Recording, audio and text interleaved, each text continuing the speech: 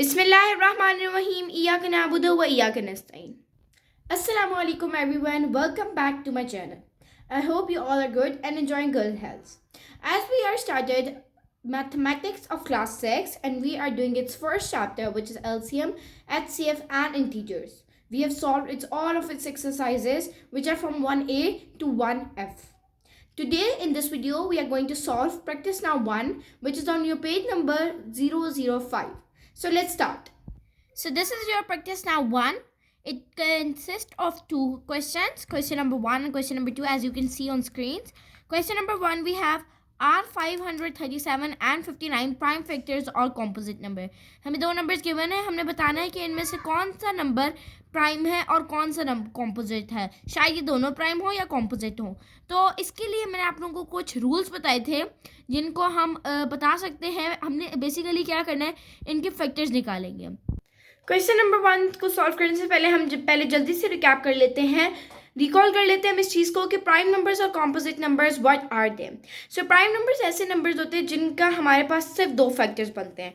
कौन कौन से? 1 एंड इटसेल्फ. ये मैं प्रीवियस वीडियोस में जब हमने एक्सरसाइज 1 सॉल्व की थी तो मैंने आप लोगों को अच्छी तरह बताया था कि हमारे पास प्राइम और कॉम्पोजिट नंबर्स क्या होते हैं. तो सिंपली अगर हम देखें तो प्राइम नंबर्स वो नंबर्स होते हैं जिनके दो फैक्टर्स होते हैं हमारे पास 1 एंड इटसेल्फ, और कॉम्पोजिट नंबर्स हमारे पास वो नंबर्स होते हैं जिनके इन दो फैक्टर्स के अलावा फैक्टर्स होते हैं. जैसे अब हमारे पास एक नंबर है 5.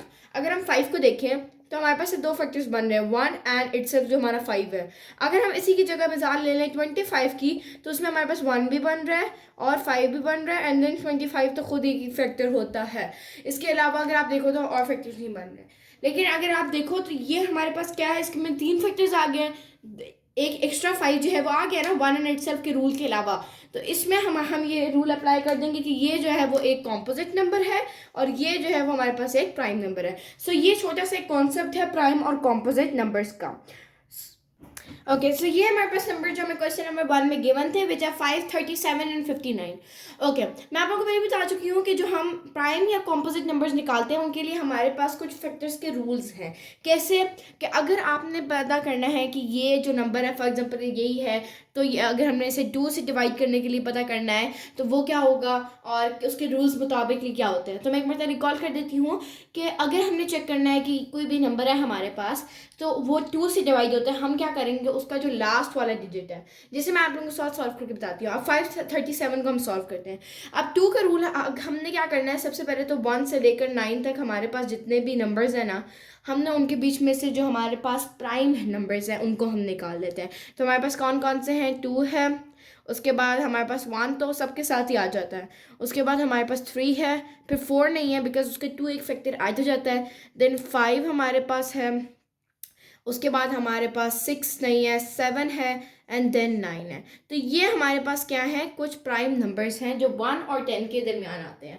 अब हमने क्या करना है, हम सबसे पहले इन्हीं में से देखते हैं कि अगर ये जो हमारे पास डिजिट है, ये वाला डिजिट जो है, अगर इन सब में से किसी पे भी वो डिवाइड हो जाता है तो उसके पास ऑफकोर्स एक और फैक्टर ऐड हो जाएगा, तो वो कंपोजिट की कैटेगरी में चला जाएगा. और अगर इनमें से कोई ऐड नहीं होता तो इसका मतलब है वो आगे किसी से भी डिवाइड नहीं होगा. ओके, सो लेट्स स्टार्ट करते हैं. अब 537 है, उसको 1 से डिवाइड करेंगे तो 1 तो ऑलरेडी उसका एक फैक्टर होता है, 1 तो हर किसी का फैक्टर होता है. अब दूसरा हम देखते हैं 537 को 2 से. वैसे अगर आपको ये रूल है, वैसे आप अलग से डिवाइड भी कर सकते हो, लेकिन ये एक रूल भी है फैक्टर्स बनाने का कि आप इसके लास्ट नंबर को देखो तो हमारे पास लास्ट नंबर क्या है, ऑड है या इवन है, इस कैटेगराइज की बेस पर. अब देखो आप यहाँ पर हमारे पास क्या है, ऑड है, और इवन नंबर्स कौन से होते हैं जो 2 से डिवाइड हो जाते हैं, और ऑड नंबर्स वो होते हैं जो 2 से डिवाइड नहीं होते हैं. 7 इज नॉट डिविजिबल बाय 2. तो अगर ये लास्ट वाला जो नंबर्स है ये आपके पास जो है वो हो जाए ऑड, तो इसका मतलब है वो 2 से डिवाइड नहीं होने वाला. तो इसका मतलब है इस नंबर के लिए हम 2 को एक फैक्टर नहीं ले सकते हैं. नेक्स्ट हम मूव करते हैं 3 का क्या रूल होता है कि अगर हम इन तीनों को ऐड करें और हमारे पास एक नंबर क्या आता है, अगर हम इन तीनों को ऐड करें तो हमारे पास आता है 15. ओके, अब हमने क्या करना है, इन तीनों को ऐड कर दिया, हमारे पास आंसर आ गया 15. 3 से अब हम चेक कर रहे हैं तो 3 का क्या रूल होता है कि अगर ये अब 15 जो है 3 के टेबल में आता है तो इसका मतलब है कि ये जो 537 है उसका एक और फैक्टर बन जाएगा हमारे पास 3. तो 3 1 times and 3 5 times. Okay, so 5 times हमारे पास एक और। अब इसका मतलब है कि 3 जो है हमारे पास उससे जो है वो कम्प्लीटली डिवाइड हो रहा है, तो 3 भी हमारे पास एक फैक्टर आ जाता है। ओके, सो अब अगर आप यहाँ पर एक चीज़ नोटिस करें कि हमारे पास दो इसके फैक्टर्स आ चुके हैं। दो फैक्टर्स तो इसके ऑलरेडी थे, वो तो हर नंबर के होते हैं, 1 एंड इटसेल्फ। अब ये दो फैक्टर्स के अलावा अगर हमारे पास कोई एक भी फैक्टर आ जाए ना, तो हम उसे कंपोजिट नंबर्स की कैटेगरी के अंदर लाई कर देते हैं। और हमारे पास एक और फैक्टर आ चुका है विच इज़ 3, तो हमें आगे चेक करने की ज़रूरत नहीं है। वैसे मैं आपको बता देती हूँ कि अगर हमने 5 से चेक करना होता है तो क्या होता है कि लास्ट पर अगर हमारे पास जो नंबर है वो 0 हो या 5 हो, तो इसका मतलब है वो 5 जो है उसका फैक्टर है, जो भी नंबर आपके पास गिवन है। 7 का कोई रूल नहीं होता, 7 से अगर वो नंबर कंप्लीटली डिवाइड हो रहा है तो होगा, अदरवाइज नहीं है, कोई रूल नहीं है। 9 का भी कोई रूल नहीं है। तो 3 चीज़ों का रूल है जिनका मैं आप लोगों को एक सेकेंड लिख कर बता देती हूँ। Okay, so these are some rules as you can see on screen. पहला रूल है, if the last digit of the given number is even, then it is divisible by 2. अगर आपके पास जो लास्ट नंबर है किसी भी डिजिट का, मेरे पास एक नंबर है फॉर एग्जांपल 50 है, तो मेरे पास लास्ट यहाँ 52 कर लेते हैं, तो ये लास्ट नंबर जो है मेरे पास है कि इवन नंबर है, तो इसका मतलब है कि जो 2 है वो इस नंबर का जो है वो एक फैक्टर बन जाएगा। अगर if the sum of all the digits present in a number is divisible by 3 then 3 is a factor. मैं इसी नंबर को ले लेती हूँ, तो अगर मैं इन दोनों का सम करूँ तो हमारे पास आता है 7, और 7 जो है वो 3 से डिवाइड नहीं हो सकता। इसका मतलब है 3 इस नंबर का फैक्टर नहीं है। और अगर इन दोनों का सम इक्वल मतलब ऐसा नंबर आए जो 3 की टेबल में आता हो, तो फिर हम क्या कहेंगे कि वो इसका फैक्टर है। उसके बाद लास्ट रूल है हमारे पास, if the last digit of the given number is 0 or 5, this means that 5 is a factor of that number। कि अगर कोई हमारे पास एक नंबर गिवन है, जैसे फॉर एग्जांपल हमारे पास एक नंबर है 50, ठीक है, तो अब इसका जो लास्ट पर हमारे पास क्या है 0 है, या अगर हमारे पास इसकी जगह होता है 55, तो इन दो ये दोनों कुछ भी केस आ जाए, या लास्ट पे 5 हो या 0 हो, ये दो नंबर्स कंपल्सरी हैं, तो हम कहेंगे कि 5 जो है वो इसका भी फैक्टर बन जाएगा और इसका भी फैक्टर बन जाएगा। तो ये 3 रूल्स हैं, बाकी सब नंबर से आपको कंप्लीटली डिवाइड करना पड़ता है। So these are some rules. Let's move back to the question.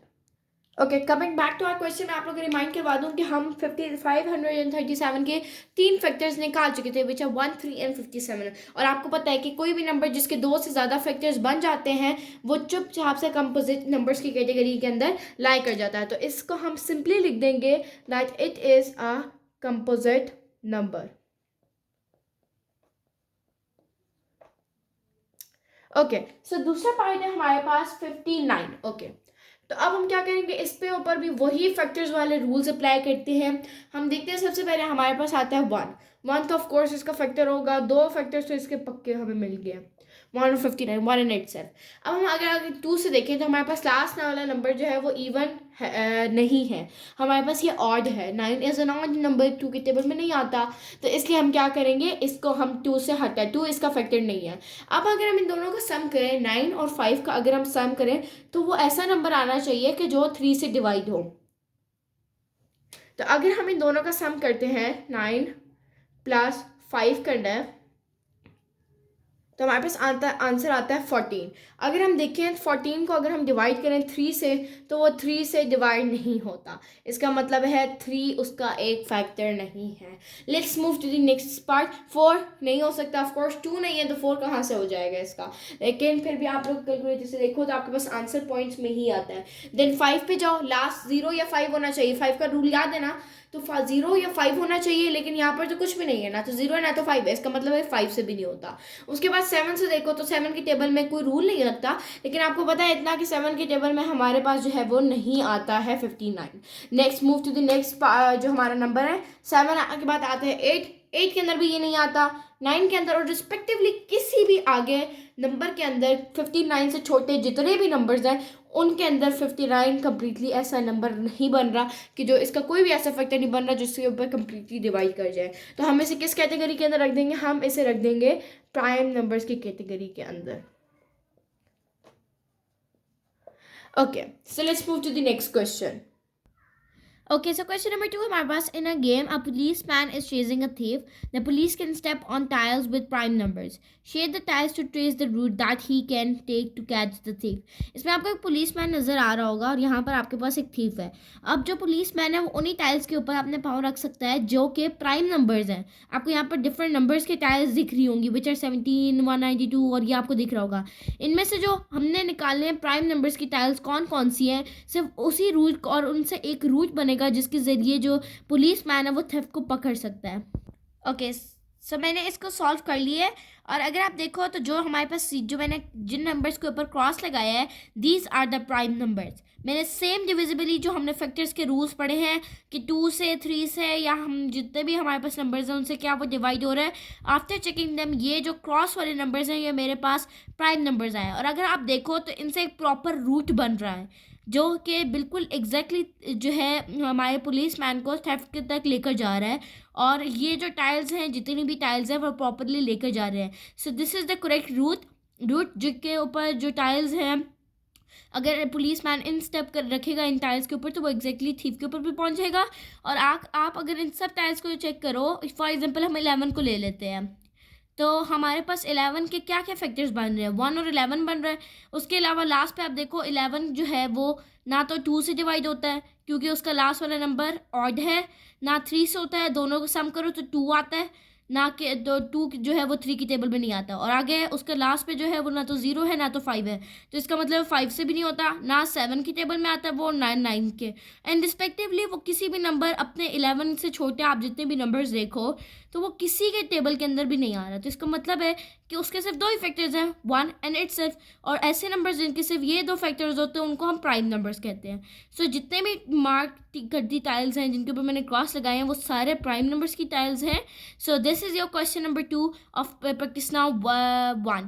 तो यहाँ तक थे आपके सिर्फ इसके अंदर 2 ही क्वेश्चन थे जिनको मैंने सॉल्व करके आपको इसके रिस्पेक्टिव आंसर्स दे दी हैं. ओके, सो यही हमारे पास 2 क्वेश्चन है जिनको हमने एंड कर दिया. यहाँ पर हमारी प्रैक्टिस नाउ 1 एंड होती है of page number 5. Thank you so much for watching my video. मिलते हैं अगली वीडियो में, तब तक के लिए अल्लाह ने के बाद.